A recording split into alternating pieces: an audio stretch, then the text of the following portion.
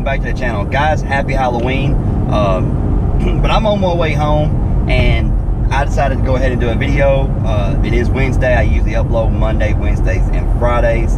I'm going to upload this video this evening. Not sure what time. I'm hoping before it gets too late. But the Friday video will more than likely be Saturday because it will be raining today and tomorrow, and I should be going to the track Friday night. Hopefully they will be open, and I'm hoping to get some track footage and have that to y'all for Saturday.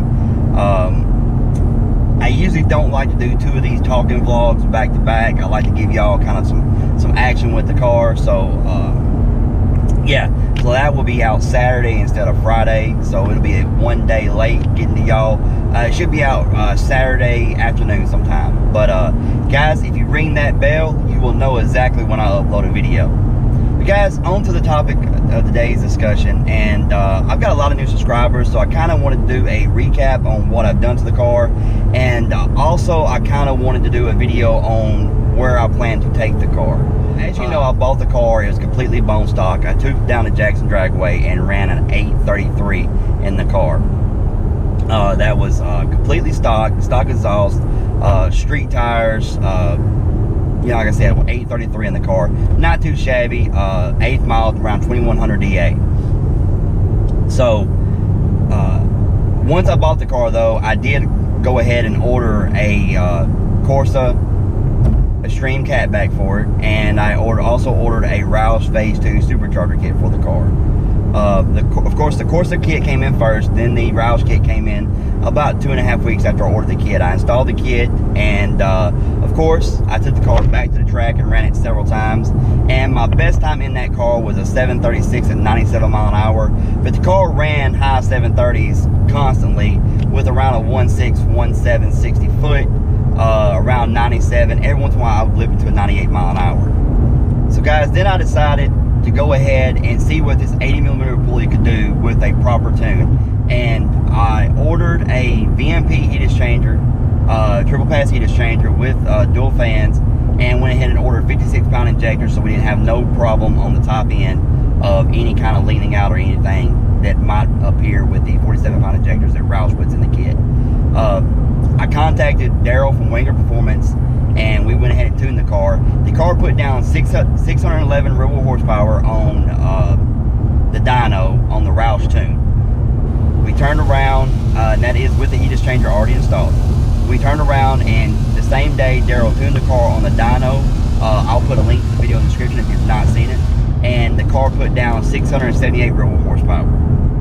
So we went to Bowling Green, and after some tuning with the transmission, I did get it run a 1095 at 128 mile an hour and 2500 DA.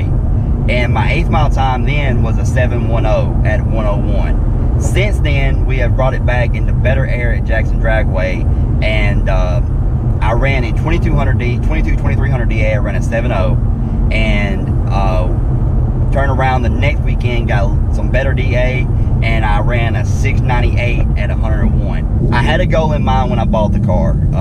Before I started doing YouTube, right when I bought the car, I had a goal in mind, and that goal was to run 9.8 to 10.0 and around 6.4 in the 8th mile. Now, why do I not want to take the car further? As of right now, I do not want to cage the car, and to compete in certain events with the car, I would need to put a cage in the car to run those events. Now, alright guys, my plans over the winter are I'm going to put oil pump gears and upgraded oil pump gears and crank sprocket on the car, and get that to where I'm not afraid to rev it up a little higher and up the horsepower.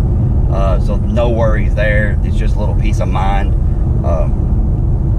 And do that, and then we will be going with a fuel system. I will be going with 1050X injectors. As of right now, those are my injectors I'm planning on, and we will be pulling the car and tuning on E85.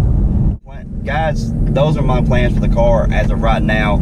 It could change. I might take the car further, but as of right now, like I said, 9.8 to 10.0 would be where I'd want the car. I think that is a good streetable car that is very respectable at the track. And you know, still have, you know, I can still have my street manners in the car. But guys, you know, how far I take this car really depends on how the channel grows. And also, I have thought about, once I get the car to that point, to go ahead and